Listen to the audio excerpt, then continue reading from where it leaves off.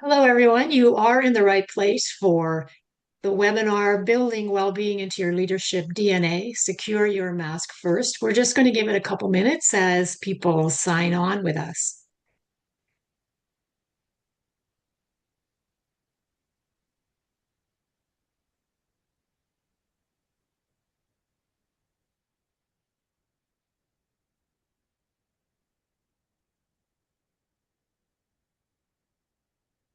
And again, if you've just signed on, you are in the webinar Building Wellbeing into Your Leadership DNA. You are in the right place. We'll just give it one more minute as people join us.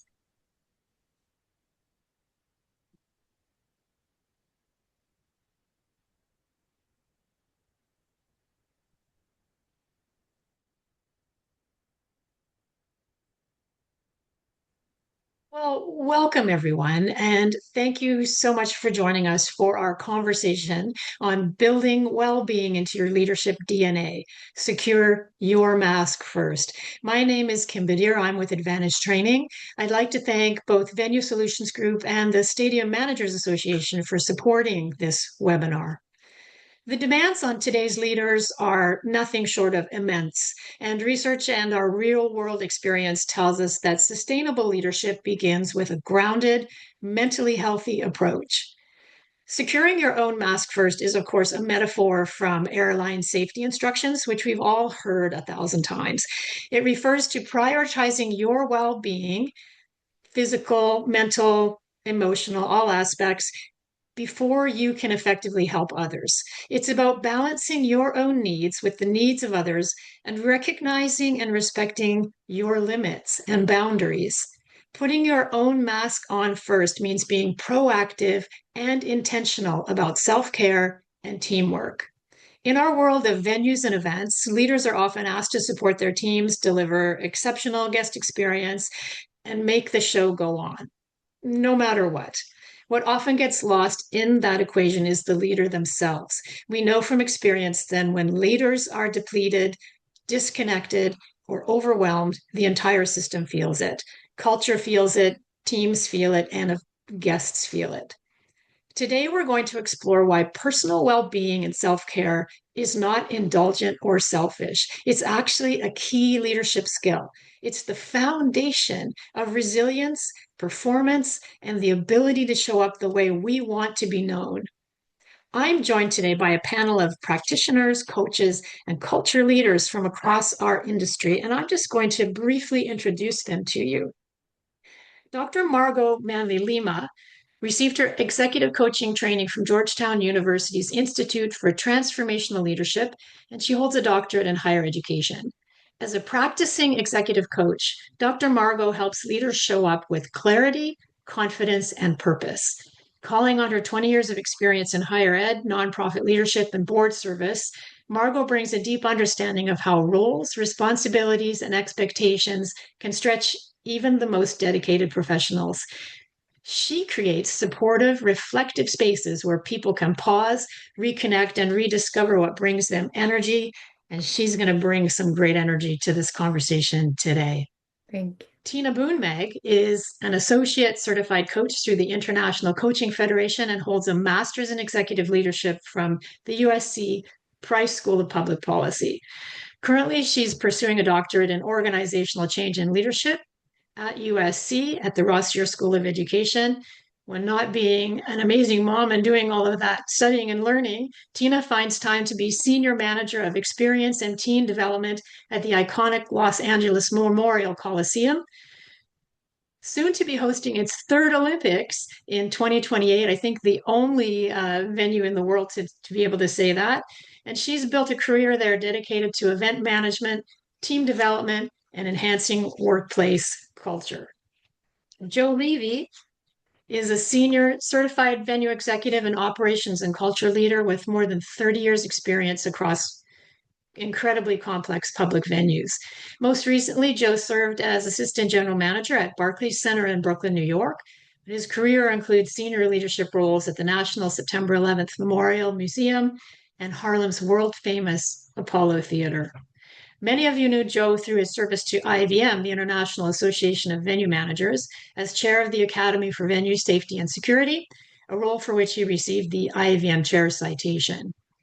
Joe is widely recognized for his leadership expertise, which is grounded in creating safe, seamless, and guest centered environments. He's frequently asked to speak on leadership, training, and the intersection of culture, operations, and guest and staff experience. And we also have with us today Russ Simons, Managing Partner and Chief Listening Officer at Venue Solutions Group. Russ has over 30 years in and across the sports facility industry, and you'd be hard pressed to find a venue or venue type he has not positively impacted with his vast operational knowledge. Russ will be managing your questions. So if through the course of today you have a question, please put it in the chat, and he'll be moderating that section of our webinar today. I'm just really excited to have an honest conversation with these folks about what sustainable leadership looks like in real venues with real people under real pressures. The well-being practices every leader needs, practical tools, self-awareness strategies, and leadership behaviors that can elevate you and ultimately your team, all because you stop to secure your own mask first. Okay, let's get started. I have an opening question for all of our panelists. When you hear the phrase secure your own oxygen mask first, what does that mean to you as a leader? And why do you think it's often so hard to do in practice? And Tina, do you want to kick us off? Sure, why not? I'm studying just like Kim said. So I'm studying a lot on leadership. One thing that is continuously shocking to me, and I'm sure we'll get to it later, is how little time leaders actually spend on themselves. When I started my doctoral journey, it all started with the leader core, because I believe you achieve world peace through inner peace. So the thing that you start with is always you. Through all the studies, I'm always just so amazed with how little literature there is on your own self leadership. So when I hear things about putting your own mask first, the first thing that comes to mind is you're no good to your team if you pass out from lack of oxygen in all reality on an event day, right? So you have to make sure that you are secure first, your soul, your body, your mind, everything's aligned so that you feel good, so that you can help your team as much as you can on a really busy event day or even an office day. And Tina, why is it so hard? Why is it so hard to practice that great advice? Yeah, so again, I always boil things down to its simplest form. It's the easiest way to coach and lead a team. But when I think about why it's so hard for leaders, it's because honestly, we're not taught. Like when you look back, anyone in this room can think back, when did I first learn how to be a leader? You're always focused on how do you lead a team? How do you lead others? How do you lead those that follow you? Never in your leadership career did they start you off with, well, how do you lead yourself? What do you like? What are your beliefs? Like, do you spend time reflecting? So I think that just like childhood, we're taught these things when we're little and it becomes ingrained in us as we progress in our career. Yeah, thanks for that. And I think I would concur with just that very sentiment. Joe, do you have anything to add? When you hear the phrase secure your own oxygen mask first, what does that mean to you? Yeah, so much resonating so much what Tina was saying. I think a lot of us get promoted into leaders, and we think we're promoted into perfection, and that we instantly are these great leaders, and we forget to take care of ourselves. We forget to continue to work on ourselves. But most of us, and especially in the cultural art world, and you can extend that to sports, entertainment, et cetera, we tend to be, cultural people, charismatic people, caring people, and so speaking for myself, but I imagine for a lot of people. All those scenarios, like what happened today? What did I say? How did I do it? Affect me if I don't feel like I did my best. And I often forget, leaders are human. Leaders are people too. We make mistakes, and it's okay to make those mistakes, and it's okay to move on. So you have to take care of yourself. You have to take care of your mental self that when you make a mistake, it's not permanent. Just because you failed doesn't make you a failure. Um, and that can really affect how you interact with people around you, those in your charge, the people that are coming into your venues. And that can be, a very sort of pervasive, emotional, you're putting it out into the universe. If you are not feeling good, if you are not feeling healthy about yourself, everybody around you will feel that and experience it. So um, all of those things affect us as humans, and we put it out there when we're dealing with people and guests. So, uh, what does it mean to me? It means that you have to take a step back and you have to say, "It's okay, I made that. How am I going to avoid that in the future? What can I do to learn from that mistake?" But not just in that moment. Like, how can I actually adopt that so it's actually part of me moving forward? How do I avoid that thing that made me feel bad in the future? I'm excited to get into this conversation and get some tips from you all on exactly how we can all do that. Dr. Margot, you would come at this from kind of an entirely different perspective with your background. So when you hear the phrase secure your own oxygen mask first, what does that mean to you? To me, that means prioritizing self-care. And a lot of times we have come to the conclusion that self-care is selfish rather than strategic. And so there may be a lot of guilt with serving ourselves before we serve others. And so trying to untangle that and recognizing that in order to be an effective leader, we need to strategically attend to ourselves in order to show up in the way that is needed of us for our teams and the work that we do. And that will position us to better care for the teams and attend to the work that we are charged with. So I think it is a little bit of a reframing of self-care and the importance it is in terms of providing excellence in our areas. So you mentioned the G word, the guilt word. I think that we all feel as not only leaders, but parents and other aspects of our lives. And we do often feel guilt around investing in ourselves. Where does that come from and how do you coach through it? Mhm. Um, I'm not sure. I could tell you where my guilt comes from, my Catholic guilt. I'm just kidding. But everybody has their own relationship with self-care. And I think ultimately we are taught, maybe at a young age, to give and to give, and that demonstrates our commitment and our passion for the things that we care about. But sometimes it's at our detriment, right? And really prioritizing ourselves is really a testament to the way we want to lead our teams and how we want to operate. And so, one of the questions that I like to pose to my clients who struggle with this is, what is the cost of not investing of yourself and who pays for it? And so, when we think about the implications of not taking care of ourselves and not prioritizing our well being, it really kind of flips the script of like, in order for me to be the best leader that I can to manage my team and the things around me, I must invest in myself too. And so it guides us towards moving from guilt to agency and really understanding that, we have the power to be more effective when we care for ourselves. Yeah, thank you. Thank you for that. Um, I have a sense that there's probably people that have joined us today, venue professionals for sure, that are thinking, well, my industry is 24/7, 365. I'd like to ask maybe Joe and Tina, what is it about our industry that's particularly challenging for sustainable leadership? And Joe, do you want to kick us off? Great question. And our industry is 24/7, right? We're often at work when people are having holidays and birthdays because that's the world that we've chosen. Um, the first thing that I'd like to think about when I'm trying to lead a team, manage a team, is that I'm actually part of that team. And as a leader, you sort of you adopt the I don't want to use work-life balance because that I think is different for everybody, and maybe generational. But as a leader, you have to be that person willing to be on call 24/7. This is what I believe, right?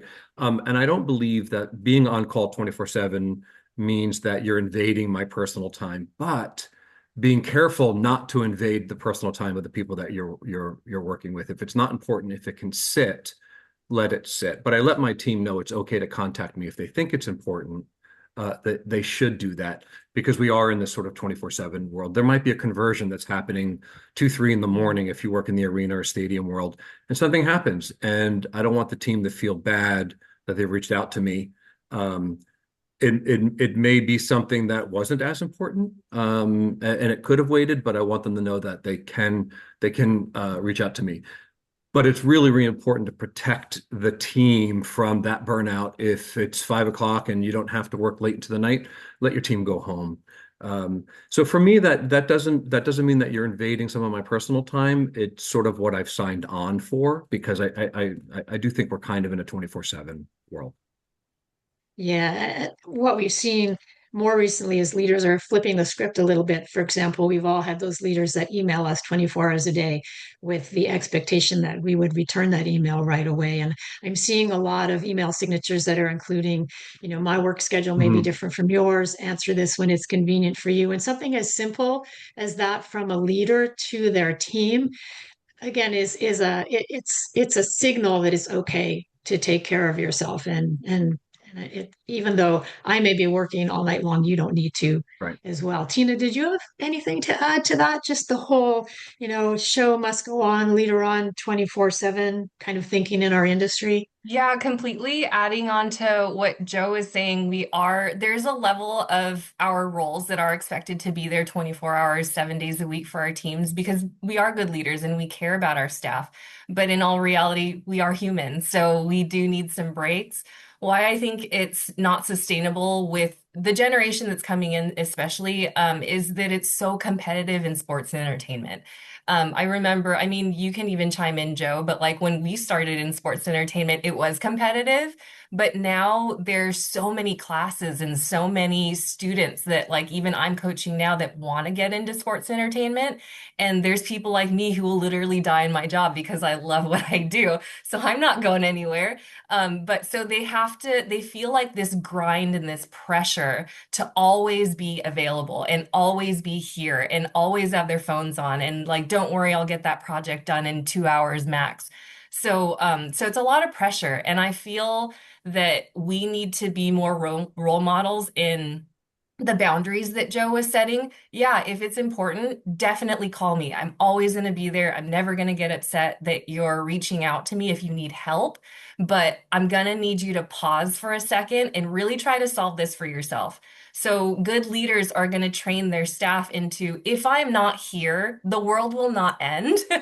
You can problem solve this and I really believe in you. If you so make a mistake, it's fine. We'll talk about it later. But if you need me, I am definitely here, but please respect my space. Like everyone knows I'm a mom, I'm a wife, I'm a student. So please let me know if you need me. But if you don't, I'd love it if you solved it on yourself and then we can reflect together afterwards.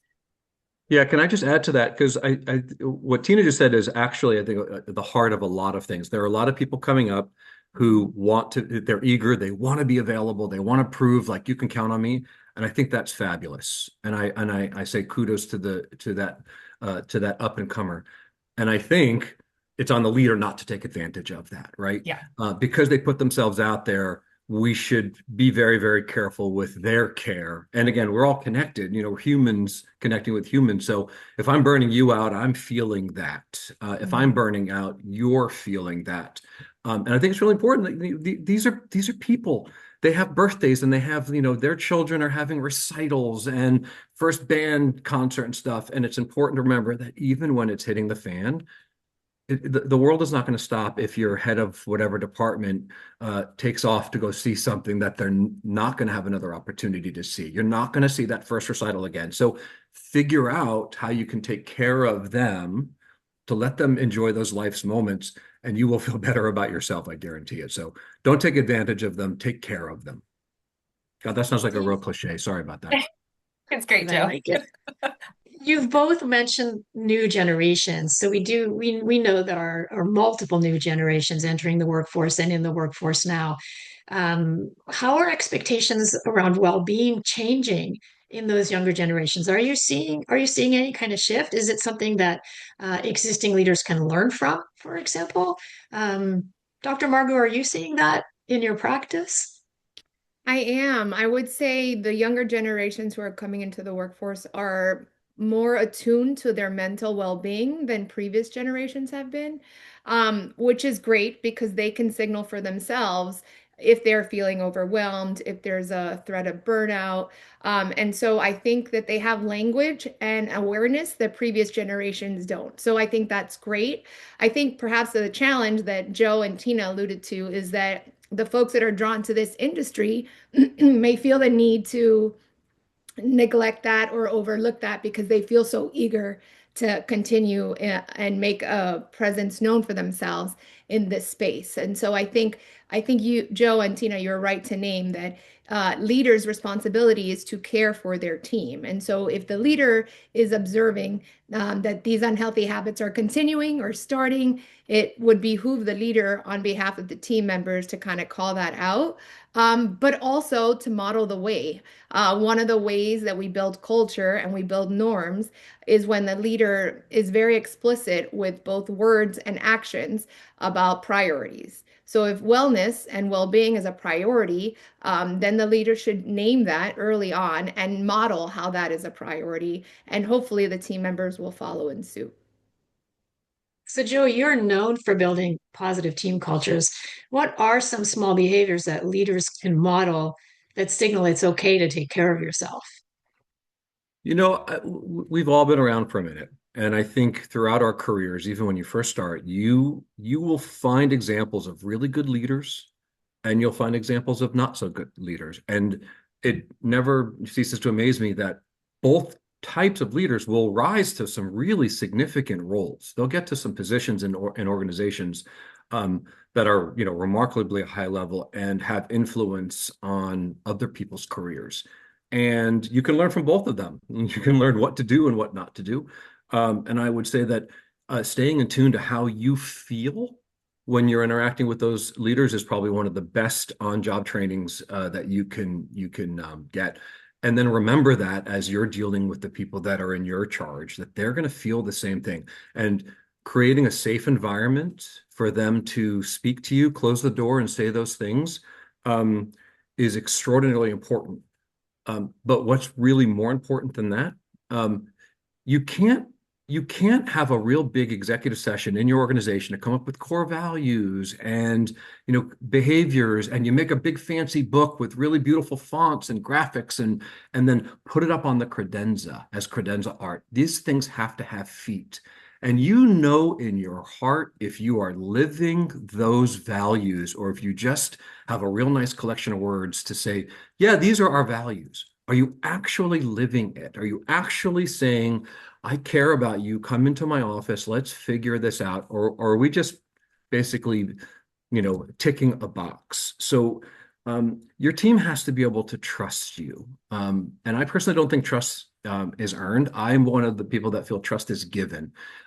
It's my choice to give you my trust right from the beginning. It's your decision what to do with it, right? You can either work with me or you can, violate that trust, et cetera. But if I'm doing that from the beginning and you feel safe and you want to come and have a conversation with me about what's working, what's not working, I actually have to listen. I actually have to take what you're talking to me about and do something with it. Doesn't necessarily mean you're going to like the outcome, but it's not going to be opaque. It's going to be transparent. I'm going to say, you've asked me this question, you've posed me this problem. This is what I can do. This is what I can't do. But what I'm not going to do is just sort of say, oh, Joe is nothing but a complainer. The easiest thing here is to get rid of Joe. Like if I'm bringing you into a culture that is supposed to be inclusive, caring, a lot of integrity, then I have to walk the walk. I have to talk the talk, but truly, not just ticking a box to say, yep, I did it. So, really, not only modeling behavior, but living that behavior and setting the groundwork for, the term we hear a lot these days, psychological safety, which Mm. then allows your team to be more successful. Um, Tina, back to you because I'm so fascinated with the research that you're doing and how you're focused on leaders' beliefs and values.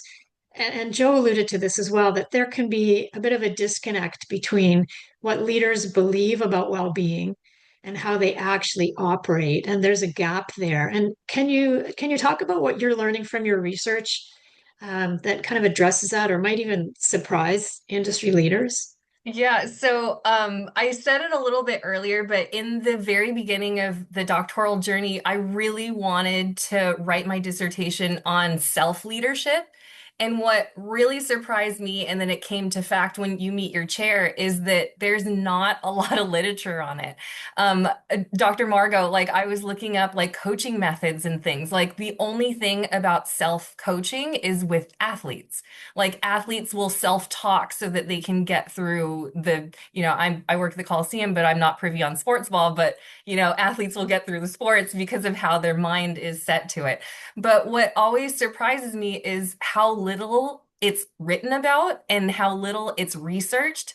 So, when rewriting what I was going to study, you do need a literature background. So we needed to pivot a little bit. That's why I'm writing about beliefs and values. So you're finding a lot more, you can find a lot more on beliefs and values because just like I said earlier, I always want to go to the core. I want to boil it down to its most simplistic term. So when you boil down self-care, you have to know who you are first. What do you stand for? What do you believe? What are your values? And another thing that's surprising me is I'm in data collection right now. So when I sit down with leaders, I ask them I'm so sorry, my radio is going off. Coliseum never stops. But when I sit down with leaders, I do ask them, do you know what your three core values are? And they kind of deer in the headlights, right? And they're just like, I really haven't spent a lot of time thinking about that. And I'm like, okay, well, I'm going to give you this space and we can think about it. And so it's always mind-blowing to me how we're expected to be, just like Joe said, these grand leaders that are perfect and everything. But when you sit down with a leader, rarely do they ever spend time on themselves and reflecting and like mindfulness and just thinking about like who they really are. So yeah, all the beliefs and values, if we can walk away with any one tip from Tina, it's you really have to know who you are and then you can build from there. So if you know who you are, what makes you happy, what makes you tired, are you an introvert, are you an extrovert? Then you can really put on your mask because you know what it's going to take to get to a healthy place. You always have to start with you and figure out what makes you tick, and then you can grow beyond that. So learn to breathe, and then you can put that mask on, breathe for yourself, and then Yeah. help Do you others, know how to breathe? basically. Exactly. At the core. Yeah. Yeah, and you would think as leaders that would just be second nature or common sense, but Mhm. clearly common sense isn't always common, and we do need to have very specific focus on that. It's allowing those to have the time. I think that's if you sit down with a leader and you ask them these questions and just saying, okay, I'm going to sit with you, and then you can think about it. This is your time to think about it. And just like Joe was saying earlier, giving your staff the time, giving them time to breathe, even if it's sitting in your office and you're like, okay, well, I'll just sit with you. Like it means so much to them, and you're building that trust and you're building a relationship. Yeah, yeah. So clearly, if a leader has only 10 minutes a day, say 10 minutes a day, which is it's nothing in the scheme of things, right? We have 10 minutes a day to invest in our own well-being. Where would you tell them to start? Yeah, it goes back to, do you know what that is for yourself? Because mine can be totally different from Joe's and Dr. Margot. Like it can be vastly different. How I recharge is I literally sit in the silence because everything in sports entertainment is so loud and it's so bustling all the time, 24 hours a day, 7 days a week. And I'm actually really introverted. So I would have never known that, and nor would anyone had ever guessed because I mean, Kim, you know me really well. You would never guess that. But I know me and I know I'm really introverted, and the best way that I can recharge and spend 10 minutes on me is sitting in the silence so that my thoughts can fill my brain. I can go through every emotion that I really needed to go through. Because when you're a leader in sports entertainment, people are coming in and asking questions all the time and you jump from one conversation to another meeting to another something. So the way that I gain that is I know me and I know that I just need some silence. So if I have 10 minutes, I'm just going to sit there and breathe and feel and, give myself some moments to myself because, when I get home, it's crash course into being a mom and being a wife and being a sister. My brother's here, so I'm so stoked for that. So yeah, I jump into all these things, but my hour and a half long commute, I do give myself a few minutes to just be like, you know, I'm going to sit in the silence and then I'm going to recharge because when I get home, I have to be all these things again. Let's keep talking, uh, panel, about personal practices, practical tools. We promised people if they joined us this morning that they would leave with at least one practical action step. And there's one that Tina has just shared that works for her. Uh, Dr. Margot, what's one practical reflection exercise or coaching tool that leaders can use to check in with themselves?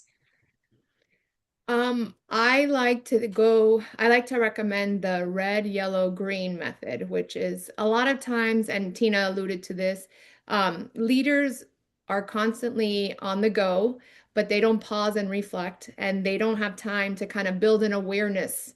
I think self-awareness is one of the number one skills an effective leader has to have. And so that is being attuned to the values and your why you're doing the work that you do. Having some indicators of when you're feeling stressed or overwhelmed, knowing how those manifest in a physical or in an emotional way. And so just constantly trying to build an awareness about how you move, how you perceive things, how you're showing up. So that's always a good starting place. So when clients feel overwhelmed or when they feel stressed about things, the red, yellow, green method allows you to kind of pause and take inventory. In a green, what are the things that I'm working on that feel solid, that feel good, that are autopilot? Conversely, in the yellow space, what are things that are getting my attention, maybe in unexpected ways that are giving me a little bit of gripe? Or red, what are things that are consuming me that I'm very much struggling with?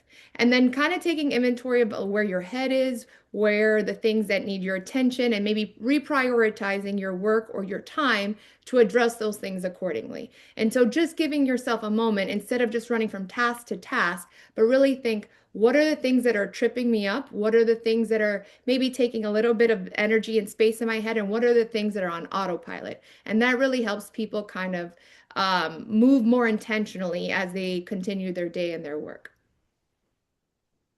So it's almost something like that is almost related to, we talk often about the Navy SEALs technique of four square breathing, and it always makes me pause when I think that there's these incredible warriors out in the field doing Navy SEAL things that only Navy SEALs can do, and they literally will stop and breathe before they act. And I think that's such a great technique, the whole red, yellow, green concept, and just taking that second for yourself. There's always a second. There is always 10 minutes in the day somewhere. It's just how we use those 10 minutes. And you've offered some really practical ways to use it. Um, Joe, you've been in some really high pressure environments. How do you reset? What do you rely on? Is there a practice that you use? So interesting enough, so much of what Dr. Margot and Tina said are what we do. So along with sometimes you could just stop and take some breaths, right? Um, so what I do is I try to remind myself, it's okay that I'm not perfect. It's okay that I'm making mistakes. It's not about the mistake, it's about the recovery. It's about what you do with that. And when I make a mistake, oh my God, I feel so bad. And when I make a mistake with a person versus like having made the wrong decision at work, I feel extra bad because there's all the extra pressure that comes with being a leader. And yeah, I did air quotes. I'm sorry. I'm doing all kinds of crazy cliche things today. Um, what I try to do is I try to reflect on that moment, the thing that makes me feel bad, and I make a note of it. And then I want to figure out why it makes me feel bad so I can stop feeling bad about it. Like, what is the thing that I'm an awkward person. So sometimes I say something that I shouldn't say. I laugh out loud too much, or I may be a little bit too informal at a moment. But you know what? That's me. I'm going to be myself. I'm going to be my authentic self. But I encourage everybody working with me to do that as well. You want to come in and sort of have a moment that's not about work. That's cool because we spend more time at work than we do at home. So I try to remind myself I'm not perfect. It's okay. And I want the people around me to know that it's okay for them not to be not for them not to be perfect. And then I need them to accept the fact that I also am not perfect. And again, like I said earlier, just because you've made a mistake, that doesn't define you. And if you recognize that and if you accept that, then you don't perseverate on that thing for longer than's necessary. We all want to do good jobs. I think all the people that we work with genuinely want to do good work, do good things. And you have to create that space for them to do it. I feel so much better when I connect with somebody on that plane.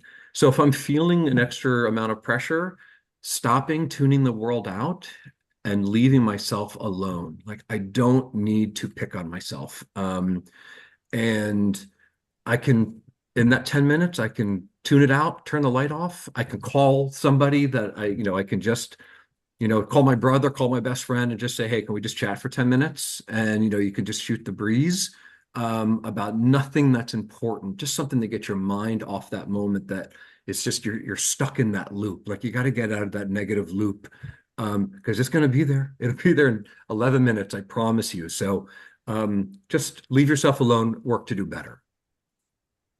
And thank you for giving us permission and encouraging us to do that. I'm thinking both you and Tina certainly would have experienced this. A lot of times we don't have the luxury of doing an event, having a rest day, doing another event, having another lovely rest day. Um, we've talked a little bit about what leaders can do for themselves, but how can leaders build buffers or recovery into the event cycle? So we've got back to backs. What have you seen that actually works? And I'll start with you, Joe, again, that for helping frontline and shift based teams. So many of us work in really busy venues. Just recently at Barclays Center, one of the busiest venues in the world. And the frontline staff, the events team, the ops team, the IT team, the HR team, everybody feels that in their own way. I think one of the most powerful things you can do as a senior executive of an organization is make time to work to meet with them. Actually take time to walk around, stop and chat with the frontline staff. Say hello to the ushers. They should know your name. They should feel encouraged to say hello to you, to wave to you. There should not be this ivory tower thing. I can't tell you how good that feels for not only me, but also for the frontline staff member that you take time to just chat with them. That makes a lot of that pain go away when they recognize or when they realize that you recognize their value, you see it, you appreciate it, and you take 5 minutes out of your day to stop and say hi. Be seen. If you've got an event, doors are open, be out there, be on the front line, do the same thing that they're doing. Let them see that you not only value what they're doing, but you appreciate how important it is that they're bringing their best self, not their minimum to work. So for me, be there, touch base, they should know your name, they should know your face. And if they don't, if you're just in your office all the time, then I would encourage you to get out, walk around. That will pay dividends, I promise you. That the team will feel better. They'll feel recharged because they feel connected to executive leadership. And that's the most important thing we can do as leaders is make sure the people who are working with us feel good about it. So really hard to model good behavior from behind your closed office door. You've got to get out there on the floor and do it. And Tina, I've seen you do that in action. So I know you believe in it. Can you talk about that a little bit? Yeah, How do you support your team? exactly what Joe was saying. One time I was doing a study, this was like years ago, but I was studying both the frontline staff and then I would interview the executive team. So one thing that I asked the frontline staff was, you love your job. What would you want more of?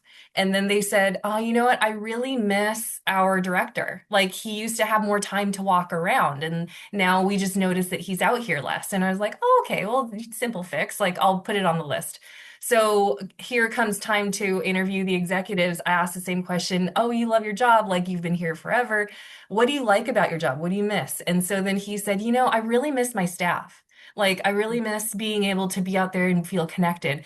And I was like, oh my, you would never guess. But they said the same thing. Like, they really, really miss you. And they learn from you. They learn like so many things about their roles. So do you have time to just like step out and go and do the same rounds that you used to? And so he showed me his calendar and he's like, oh, it's really busy. And I was like, you know what? We're going to make some time. We're just going to put 5 minutes on your calendar a day. A little alarm will go off and you're just going to take a walk.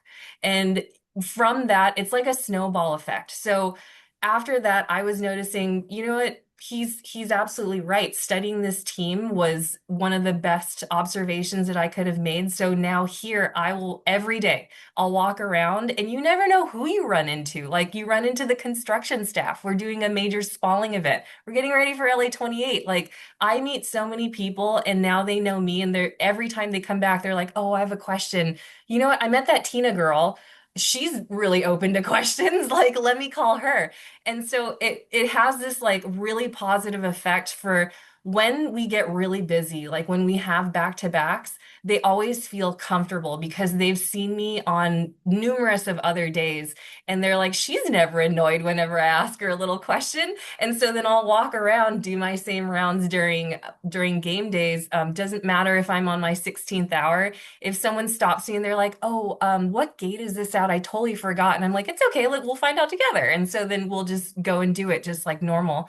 But the way that I learned it, just like Joe was saying, our Joe, our wonderful Joe Fearon is our GM. He does that exact same thing. And I just stumbled onto it one day, not really knowing what he was doing.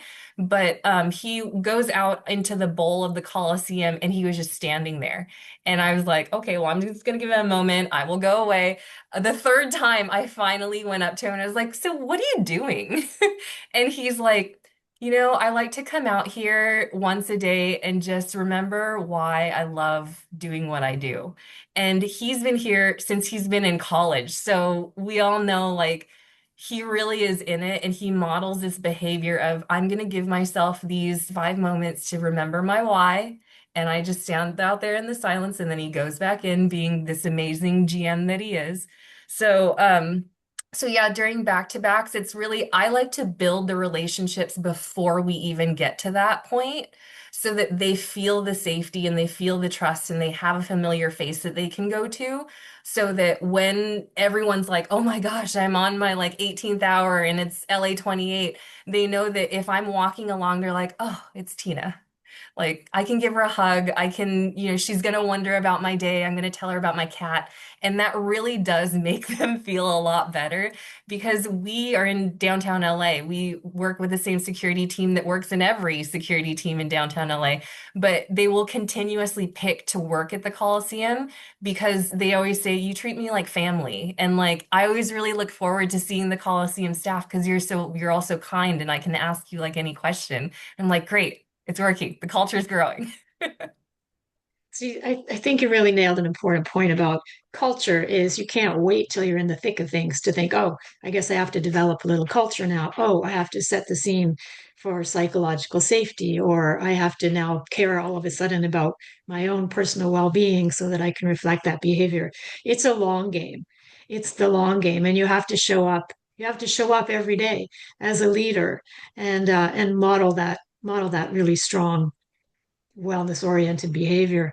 Um, Another question for perhaps you all to ponder is again, we are in environments where always on is expected of us as leaders. And I think that's not just our profession, that's almost every profession. The leader is always on. You've got to wear the mask almost. So how do you approach boundaries? Like Tina, I hear you're giving all the time. Um, so how do you approach, like, how do you set boundaries for yourself so you can have that rest and recovery also? I laugh because the same story will always come to my head forever. But with my most recent child, Blakey, I remember that I told my assistant one day, I was like, "Hey, I have a scheduled C-section. It's on the calendar. This is when I check in." And she called me as I'm literally about to like go into the OR. And so I know like, oh, something big might be happening. Let me just take this call. And so then I answered the call and I like in my gown about to give birth. So that was definitely like after I giggled a little bit during it. We have a great relationship. And afterwards I told her and I was like, "Hey, it was on the calendar and you knew what I was doing that day." And so just having that follow conversation, and it could have been like a really awkward thing.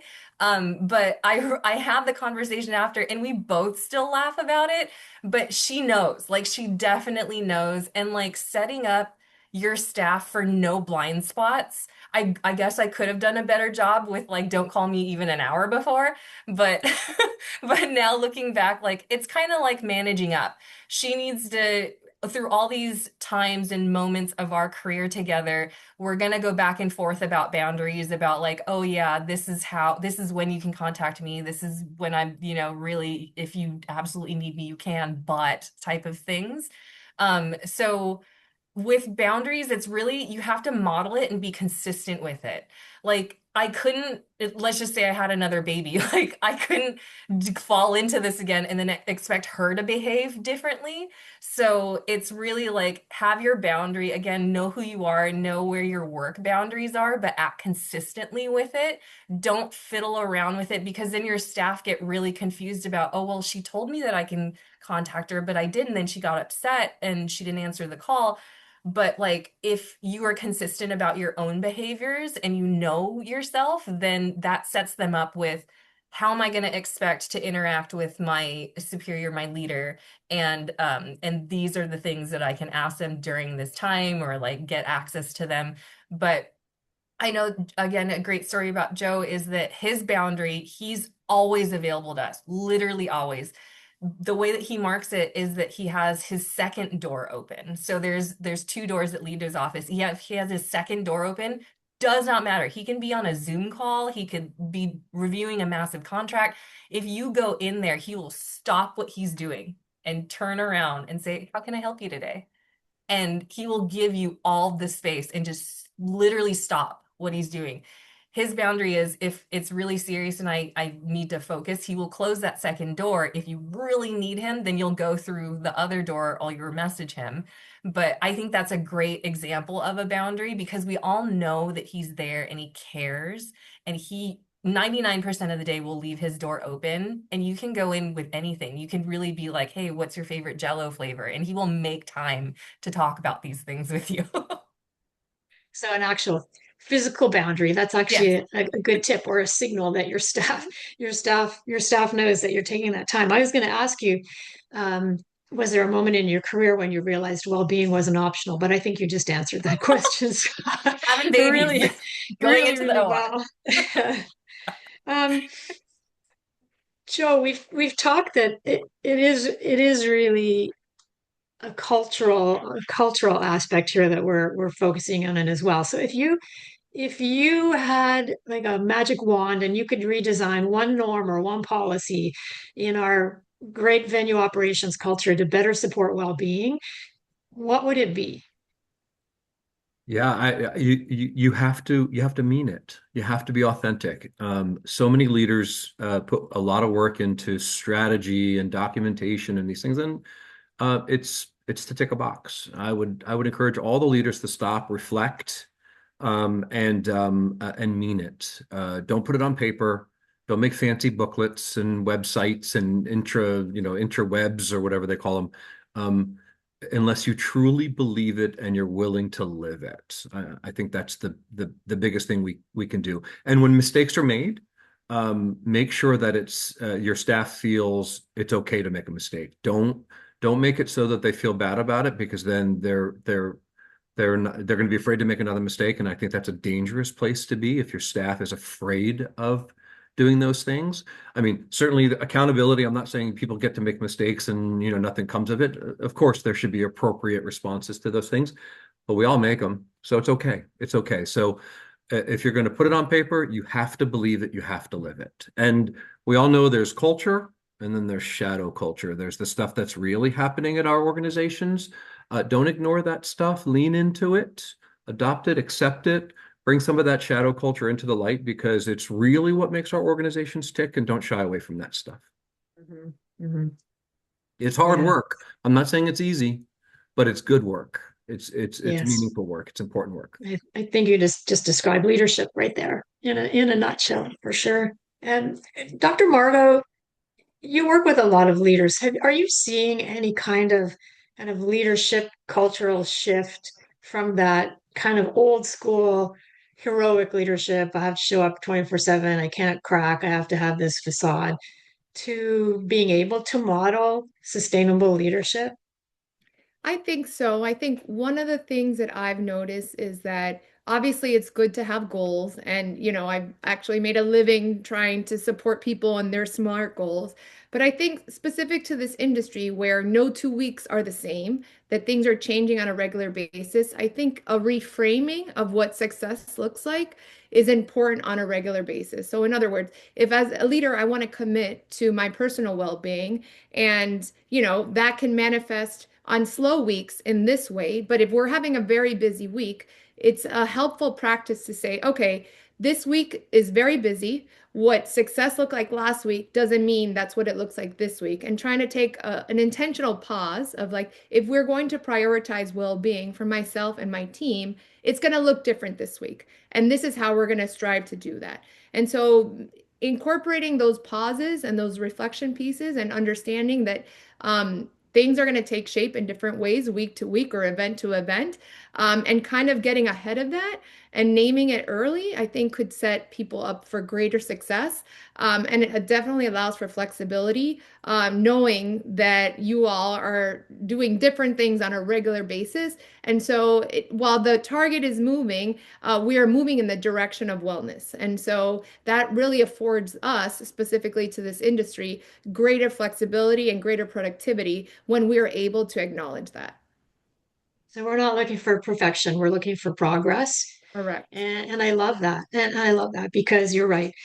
Not only are no 2 weeks the same, no 2 days, no 2 hours are the same. So that's really helpful. Um, Tina, you're doing all this research now, and talking to a lot of leaders. What do you think the next 3 to 5 years look like for leadership well-being in our profession?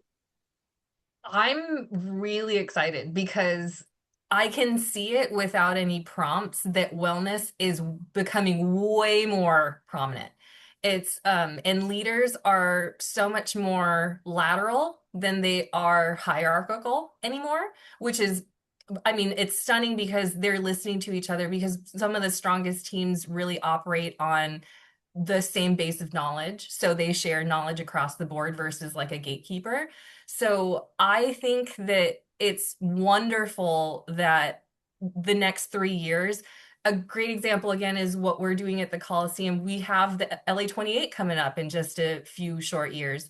So we are now exercising what that's going to look like. So if you were to take this same scenario to 1932 Olympics, 1984 Olympics, this structure would not exist. But because it's in 2028 and we are looking forward to wellness about who works here, we're given the directive of there's an AM team, a PM team, and an overnight team. That means that you are to rest when you are not in your when you're on, right? So let's just say that I take the AM shift, my team takes PM shift, another team member takes overnight shift.